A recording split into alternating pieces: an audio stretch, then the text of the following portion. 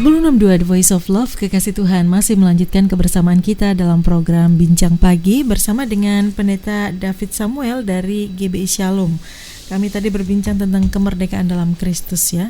Ada hal-hal yang harus kita kerjakan setelah kita dimerdekakan. Jadi bukan sudah terima Yesus sebagai Tuhan dan Juru Selamat terus do nothing gitu. Tidak ya, ada hal yang harus dibangun dalam diri kita, yaitu keserupaan dengan Kristus. Buah roh harus muncul, dan itu hanya bisa didapatkan kalau kita bekerja sama dengan Roh Kudus, membangun itu dalam kehidupan kita.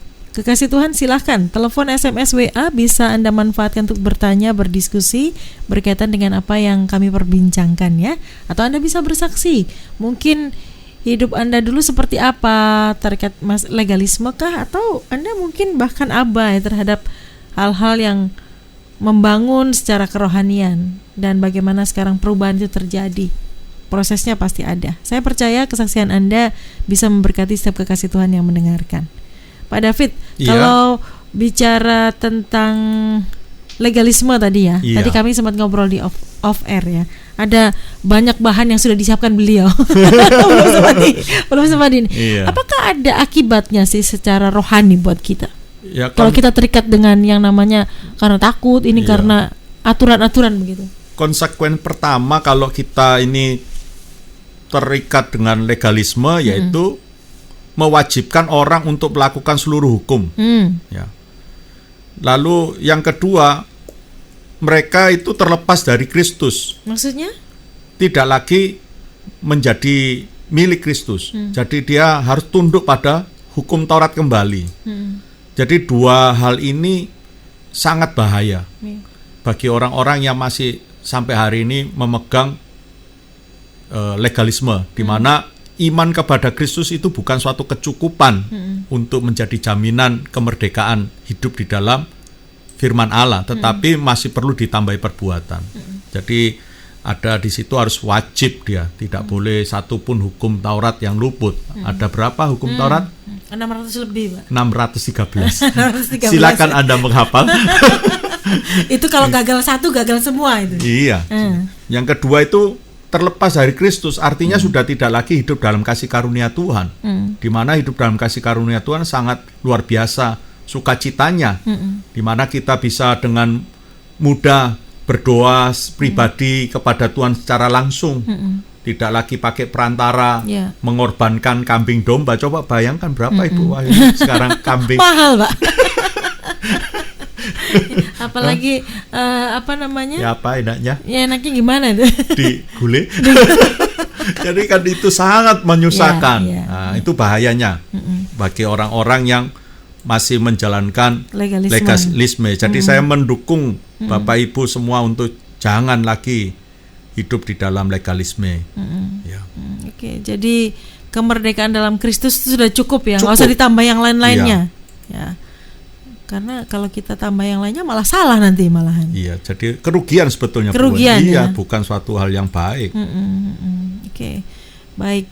Pak David, ada pertanyaan ini dari nomor belakang 8741. Shalom Pak, sebut saja nama saya M. Papa mama saya dulu belum kenal Tuhan dan tapi akhirnya mereka mengenal Tuhan. Sudah 2 tahun ini saya menjadi anak Tuhan. Tapi kenapa ya kadang-kadang masih terikat oleh tradisi-tradisi? Apa ya maksudnya ya? Jadi kalau memang mungkin ada tradisi nenek moyang ya, yang kadang-kadang itu mengikat di pikiran. Iya, itulah yang Paulus tegur kepada jemaat di Galatia yang masih ingin menambahkan lagi dengan hukum-hukum Taurat, ya, karena memandang mengikut Kristus itu tidak menjadi jaminan atau tidak cukup untuk membawa dia dalam keselamatan. Di situasi seperti zaman sekarang juga ada, ya saya tidak sedang menyerang satu gereja tertentu, tidak, tetapi menjadi mengingatkan buat kita semua ya bahwa gereja yang masih menjalankan satu ritual-ritual yang menganggap bahwa itu bisa membawa dia menjadi orang yang lebih diselamatkan. Hati-hati, apakah itu suatu tindakan yang legalisme? Kalau iya, maka jangan lagi dikerjakan. Karena apa? Itu membuat seperti tadi Paulus, berarti meniadakan Yesus, meniadakan Kristus, dan harus melakukan hukum Taurat. Dan kita tahu hukum Taurat tidak ada yang bisa melakukan dengan sempurna sampai hari ini. Ya. Jadi saya pikir tradisi-tradisi yang bertentangan dengan Alkitab atau yang kita melakukannya untuk mencari keselamatan lebih baik tidak perlu dilakukan, ya. Iya. Berarti batasannya adalah dia tidak boleh bertentangan dengan firman Tuhan. Iya. Ya? Selama itu tidak bertentangan boleh dilakukan. Ya kalau ada hal yang baik ya tidak masalah. Kayak waktu mereka beribadah, lalu tradisi leluhur yang membuat mereka supaya komunikasi atau komunitasnya lebih guyup, membuat makan bersama ya enggak apa-apa. Ya, tambah enak, Bu. Atau apa ya, syukuran. Selama itu tidak bertentangan dengan firman Tuhan, itu batasannya ya. Iya. Oke. Mau potong kerbau kayak Bu? Boleh, silakan. Tiap minggu potong kerbau. Tapi bukan potong kerbau supaya Anda selamat. Bukan, tetapi untuk ini sebagai ucapan syukur pagi-pagi ya boleh. Boleh. Ya, pendetanya diundang. Ya. Supaya ikut makan. Menikmati. Ya, jadi hal-hal seperti ini harus pinter-pinter membedakan, melihat tradisi mana yang itu harus dijalankan ritualnya supaya Anda selamat. Itu bukan dari Tuhan. Itu sedang meniadakan Kristus. Tapi ada satu tradisi yang sifatnya untuk mempersatukan, untuk mempererat hubungan keluarga, tali persaudaraan. Atau silakan. Ini bisa dinilai apakah itu mengandung makna untuk mendapatkan keselamatan ataukah tidak. Jadi silakan para pendengar kekasih Tuhan, Radio Sangkakala mulai menimbang, menimbang. Baik itu pun kegiatan di dalam gereja. Kalau ada hal-hal ritual-ritual itu sudah mengandung untuk menambahkan agar saya lebih selamat, wah ini salah. Masalahnya kan kadang-kadang itu di kebijakan-kebijakan itu kan tergantung pemimpinnya, Pak. Bagaimana kita jemaat ketika melihat ada ritual-ritual yang kayaknya tuh sudah legalisme begitu. Bagaimana kita memberi masukan? Kadang-kadang kan, lu siapa? Lu tahu nggak prinsipnya begitu? Ya memang dilema itu, Bu Wayu. Di satu sisi jemaat itu kan tidak ada otoritas untuk menentukan kebijakan. Ya, hanya kita bisa mendoakan pemimpin kita kan. Boleh nggak menegur atau menyampaikan pendapat? Kalau kapasitas kita sebagai seorang yang dipercaya, ya enggak apa-apa. Tetapi kalau hanya sebagai jemaat yang hanya datang beribadah, ya kita berdoa kepada Tuhan supaya gembala atau pemimpin rohani kita ini diberikan pengertian tentang firman Tuhan. Ya boleh memberikan buku rohani untuk Pak, ini hadiah Pak, yang di dalamnya kita carikan yang isinya mengingatkan bahwa ini adalah pelayanan yang sudah mulai bergeser dari iman yang sejati pada Yesus Kristus. Ya bisa seperti itu. Ya dimodifikasi. Karena tidak semuanya bisa begitu ya. Kadang-kadang ngamuk ya. Diingatkan. Ya, kalau Tuhan masih tempatkan di sana, berarti Tuhan punya rencana kan buat Bapak Ibu kasih Tuhan. Siapa tahu Tuhan sedang pakai kita untuk membangun gereja itu secara benar. Mengingatkan, mengingatkan kan. Ya semua wajib mengingatkan lah kita ini ya. Boleh lewat media buku kah atau membuat seperti ini rekaman, ya kasihkan Pak, ini ada rekaman bagus Pak. Boleh ya ke Radio Sangkakala Pak, silakan setel Radio Sangkakala Pak. Wah ini baik sekali. Ya bisa untuk membuat pertumbuhan rohani. Ya boleh. Kan gembala kalau diberikan sesuatu kan senang kan. Kalau kita tiba-tiba datang langsung wah Bapak ini sesat, salah. Oh ya kita yang nanti dihajar. Itu namanya cari permusuhan ya. Iya. Tapi beri hadiah-hadiah itu yang mengingatkan. Oke. Sebagai pemimpin mungkin yang sedang mendengarkan pagi hari ini, sikap apa yang harus dilakukan agar tidak terjebak dalam legalisme? Mempunyai komunitas itu. Punya komunitas ya. Itu penting Bu. Jadi ketika seorang pemimpin gereja gembala juga harus punya komunitas harus. ya. Jadi kalau sendiri atau dia sudah merasa hebat, eksklusif diri sendiri, nggak punya mau berkawan dengan ya mungkin levelnya di bawahnya, dia merasa sudah terlalu hebat, maka nggak ada yang ingat kan? Satu garis di bawah Yesus itu. Iya, iya. Jadi merendahkan diri di atas gunung ya? Himalaya. Jadi sulit sekali orang yang bisa bertahan sendirian, karena serangannya kan banyak. Iblis. Ya, iblis itu kan umurnya berapa Bu Wahyu? Ribuan tahun, Pak. Saya berapa? Dia tahu firman juga, Pak. Saya berapa? Saya hanya 49 tahun. Belajar Alkitab baru 10 tahun. Iblisnya sudah berapa? Ribuan tahun. Dia ngelontok itu firman. Kalau sendiri enggak kuat. Jadi hari-hari ini sering saya diingatkan, baik gembala senior itu kan banyak di grup gembala. Ya sering itu seperti Om Henok, Henok Wilianto kan mungkin sering ya juga. Ya, ada Om MYK, Om Harno juga sering juga. Ya Mas Yohanes yang biasa kawan saya, itu menjadi komunitas untuk sparring rohani, berdialog, berdiskusi mana yang lebih tepat. Nah itu yang kami lakukan. Jadi butuh komunitas ya. Iya Bu Ayu. Saling bertumbuh, karena di sana kita akan diisi, ditambah begitu ya. Iya. Oke. Perlu sekolah lagi nggak sih? Iya, saya sekolah. Sekolah tadi saya sudah. Sekolah itu seumur hidup memang ya. Iya, sekolah. Karena saya sarjana hukum, Bu Ayu. Sama kita. Sama ya. Kita satu alumni. Jadi saya background saya Alkitab baru saya menggali 10 tahun ini. Iya, jadi sebelumnya lebih banyak belajar hukum. Sekarang banting setir. Hukum kasih ya sekarang. Iya, hukum kasih. Oke, jadi ini yang harus disadari oleh para pemimpin memang ya, butuh komunitas, butuh orang yang menaungi kita, mengingatkan, begitu ya. Ada orang-orang yang nggak punya komunitas, Pak. Maksudnya sulit untuk menemukan orang yang cocok begitu, apalagi di zaman sekarang. Ayo bergabung sama kami. Kami terbuka. Siapa saja boleh. Boleh, ya mungkin para pendengar kasih Tuhan, ada yang kepingin bergabung boleh, ya kami terbuka. Belajar bersama. Ya. Itu ada sesi ketemunya juga nggak? Sebelum pandemik saya sering membuat pertemuan. Jadi lintas gereja, bukan hanya denominasi sinode kami, tapi ada dari GBPS, ada yang kemarin itu dari gereja apa ya? Ada Protestan, ada yang dari ini juga Ortodok juga. Saya ayo. Jadi ngumpul ya. Ya makan di restoran bersama komunikasi. Makan itu memang mencairkan suasana, Pak ya. Ayo tukar mimbar, akhirnya kan.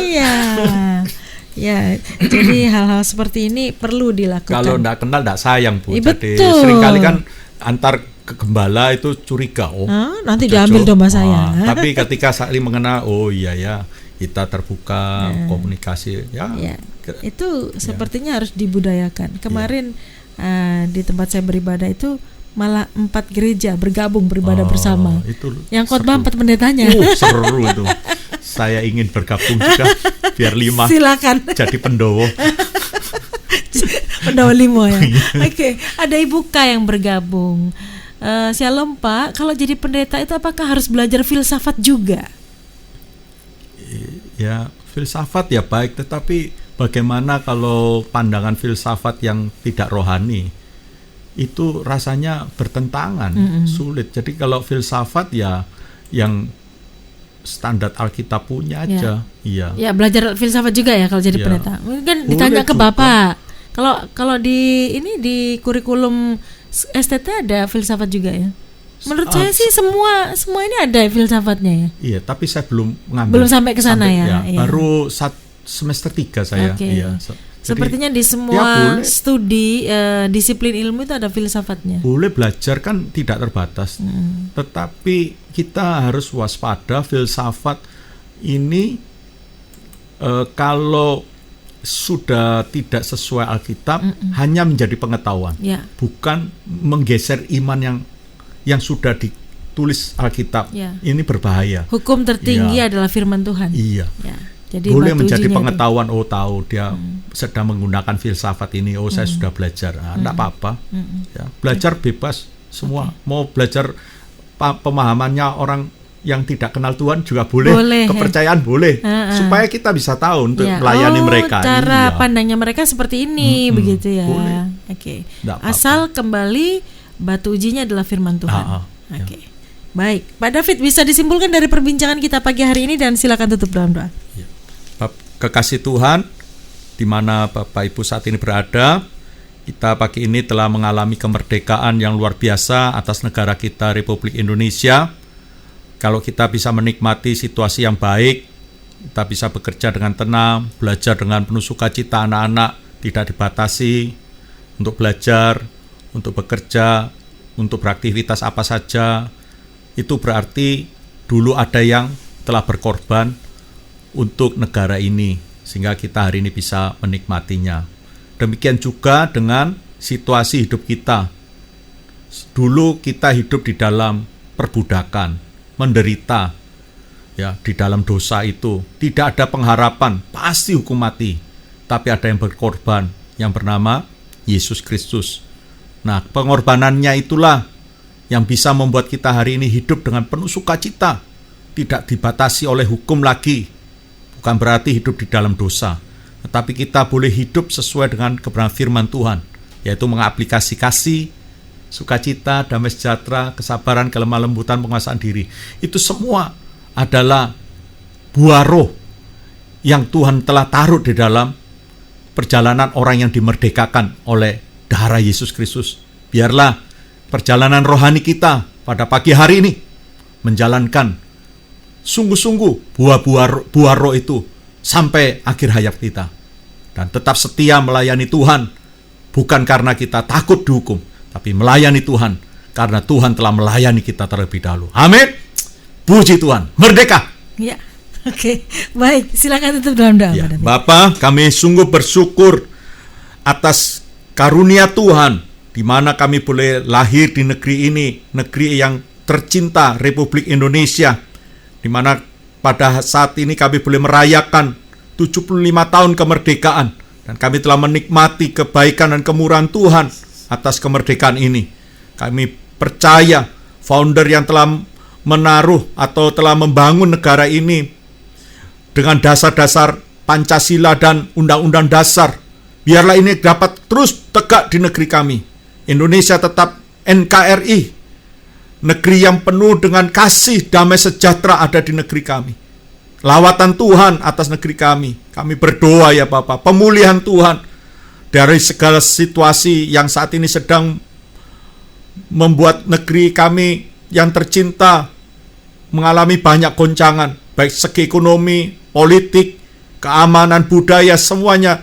Kami mohon belas kasihan Tuhan untuk memulihkan negeri kami dari wabah virus corona dapat berakhir dalam nama Yesus. Kami juga berdoa untuk setiap kekasih-kekasih Tuhan dimanapun saat ini berada, di mana telah diselamatkan oleh darah Yesus Kristus, dimerdekakan. Kami tidak mau lagi hidup oleh perbuatan untuk mencari keselamatan, tapi kami mau mengerjakan buah keselamatan itu karena kami tahu Tuhan telah berkorban untuk kami. Kami mengasihi Tuhan. Pakailah setiap kekasih-kekasih Tuhan dimanapun kami berada untuk mewartakan kabar baik ini, kabar kesukacita kemerdekaan ini kepada teman-teman kami yang lain.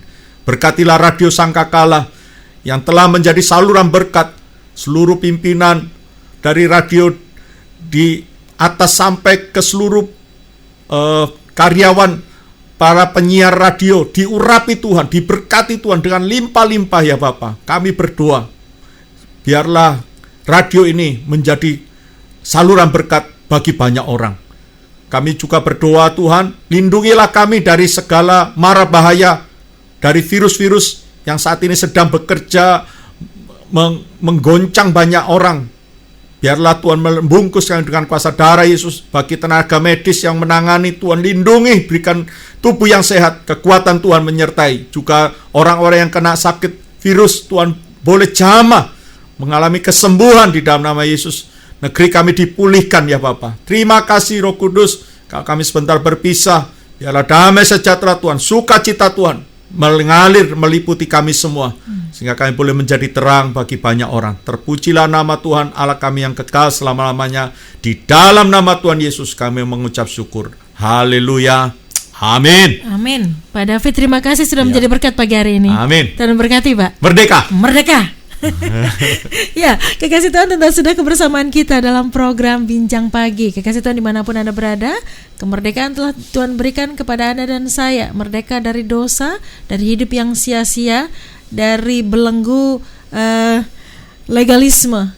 Jangan biarkan kemerdekaan itu kita sia-siakan, tetapi isi dengan hidup yang seturut dengan kehendak dan rencana Tuhan, hidup sesuai dengan kebenaran firman Tuhan. Buah roh harus muncul dari hidup kita. Amin. Saya Wahyu Widiawati pamit, selamat pagi, selamat beraktivitas. Tuhan Yesus memberkati.